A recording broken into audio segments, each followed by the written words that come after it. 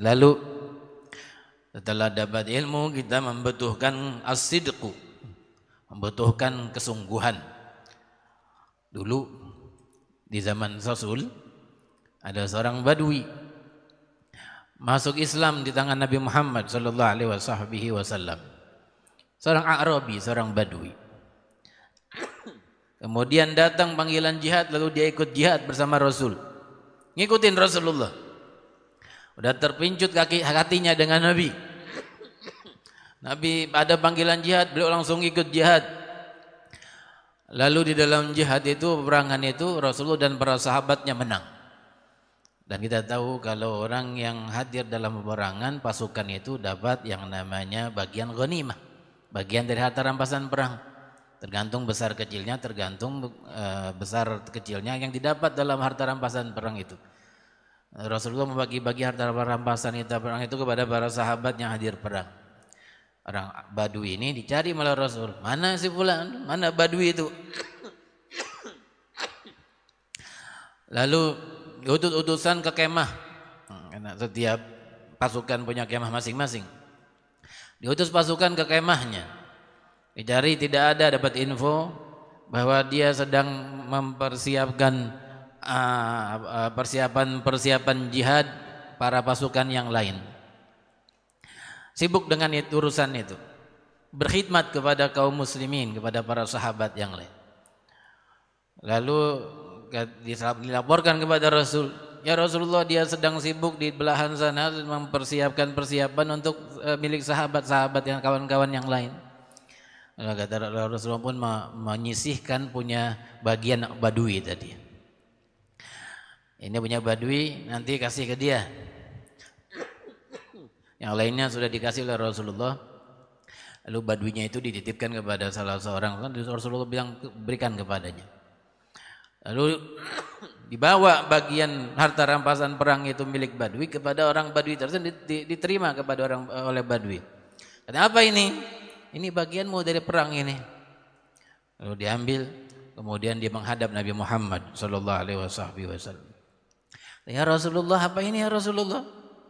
Kata Rasulullah, itu bagianmu dari perang ini. Ya Rasulullah, aku hadir perang ini bukan untuk ini.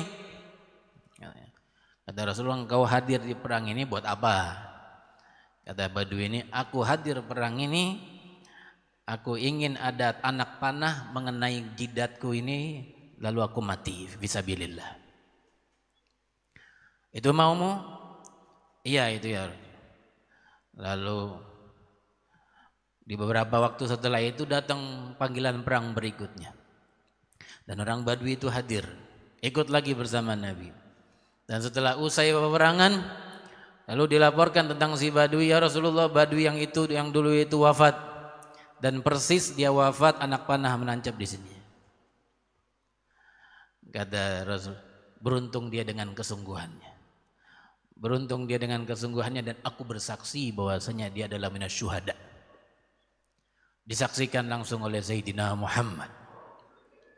Kesungguhan yang dalam bahasa Arab ini disebut as-sidqu. Kesungguhan setelah dapat ilmu untuk meraih apa yang diinginkan di dalam hidup. Badui itu hadir perang bukan mau cari uang, bukan mau cari benda-benda berharga, bukan mau cari ini dan itu. Dia mencari syahadah, syahid di jalan Allah Subhanahu wa taala. Lalu Allah Ta'ala kasih, Allah Ta'ala penuhi harapannya. Begitupun ketika ada seseorang datang kepada Rasul selepas masuk Islam, lalu dia di dalam satu perangan dia ikut, lalu ada beberapa butir korma di tangannya. Dia tanya kepada Rasulullah, ya Rasulullah, kalau aku meninggal di perang ini aku kemana? Tempatku di mana? Engkau syahid di dalam sorga. Maka sisa butir kormanya itu kemudian dia buang. Katanya, demi Allah, makan sisa ini terasa hidup panjang sekali, lama sekali. Dia buang, kemudian dihadir medan perang, lalu kemudian wafat fisabilillah. Wafatnya sudah dijamin Rasul sallallahu alaihi wasallam masuk surga.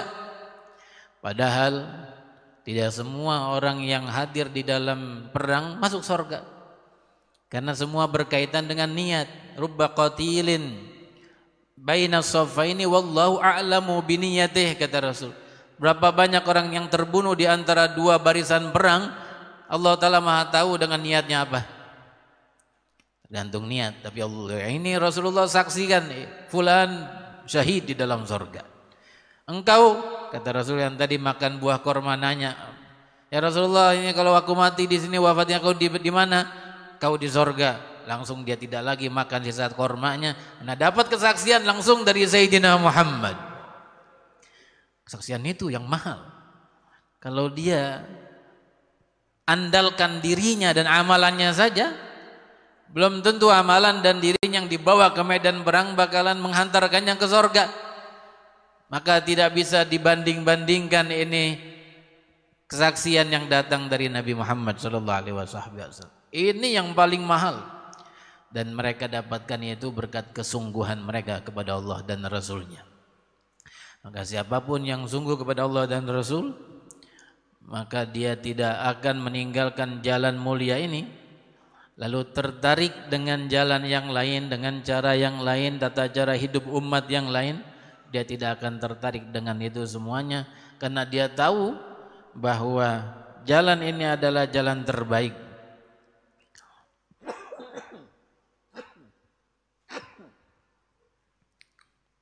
Di dalam ada salah seorang penyair di zaman Nabi SAW, dulu sebelum meninggal, sebelum masuk Islam, dia selalu mengejek Rasulullah dengan syairnya, ngata-ngatain Rasul dengan syairnya, mencemooh Rasul dengan syairnya. Lalu setelah dia masuk Islam, kenal Rasulullah, masuk Islam, dapat hidayah dan kenal Quran, dia bersumpah tidak akan mau bersyair lagi. Dan syair yang dikatakannya yang terakhir, wallahi kulla syai'in ma khalallahu batilu. Demi Allah, segala sesuatu selain Allah adalah batil. Jadi tidak kekal, semua fana. Wallahi kulla syai'in ma khalallahu batilu.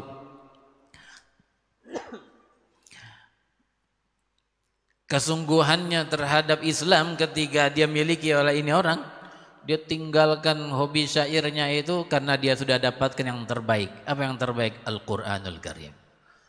Maka dia lebih sering membaca Quran dan membaca Quran, lalu kemudian ditinggalkan semua syair-syair yang biasa dikerjakan. Kesungguhan terhadap Allah dan Rasul. Kesungguhan Sayyidina Bilal bin Rabah radhiyallahu ta'ala anhu wa ardah. Bahkan ditampakkan Allah Ta'ala kesungguhannya ketika ia disiksa oleh tuannya Umayyah bin Khalaf. Yang keluar dari mulutnya saya itu hanya satu kalimat, ahadun ahad, ahadun ahad, ahadun ahad. Allah Ta'ala yang Maha Esa, Allah yang Maha Esa, pecutan sana sini, rasa pedih di sana sini dia tidak rasakan. Yang dirasakan dalam rasa manis kalimat Allah Ahad, Allah yang Maha Esa. Kesungguhan Sayyidina Bilal. Dan kesungguhan itu yang membuat Nabi Allah Ibrahim alaihissalatu wassalam tidak terbakar dengan api yang dipasang oleh Namrud dan pasukannya. Ketika ia ingin dilempar dengan ketapel besar, karena apinya besar, melemparnya dari dekat, orang-orang tidak mampu dengan panasnya. Lalu mereka pun berpikir bagaimana kita melempar Nabi Ibrahim ini ke dalam api yang besar itu. Mereka berpikir, lalu mereka buat ketapel besar untuk melempar Nabi Ibrahim ke dalamnya. Ketika dilempar, Nabi Ibrahim terlempar ke udara, Sayyidina Jibril datang, "Hai Ibrahim, alaka hajat, apakah ente punya hajat?"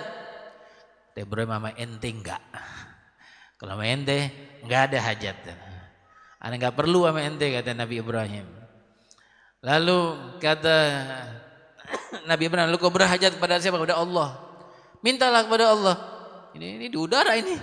Dia sudah terlontar ke udara dengan ketapel itu. Kata Nabi Ibrahim, "Allah Ta'ala Maha tahu hajatku."